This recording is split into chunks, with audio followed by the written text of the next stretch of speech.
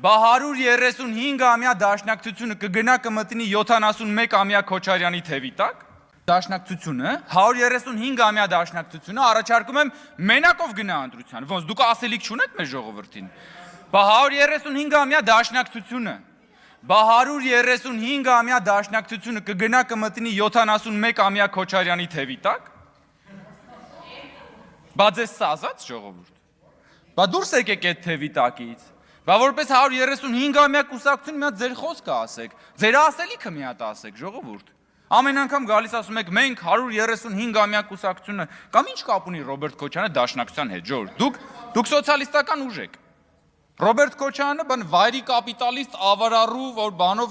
դատախազությունը 200 միլիոն թալան է պահանջում։ Դուք ինչ կապ ունեք։ Դուք իրականում այն մարդկան շահերի պաշտպանն եք, ումից որ թալանվել է այդ գումարը։ Դուք ձեր հետրա զանգվածին, դուք ձեր ժողովրդին թողել եք, գնացել եք այդ ժողովրդից թալանողին եք բանանում։ Ծխցրեց պարոն Մինասյան։ Չէ, լավ գնաց եւի քննարկի առանցին հանդես գալու։ Ինձ ասեց որ գնում է ծխի։ Ինձ ասեց որ գնում է ծխի։ Պարոն Մինասյանը հանդեղ SMS գրեց, ասեց մի հատ զանգեք դուրս գամ։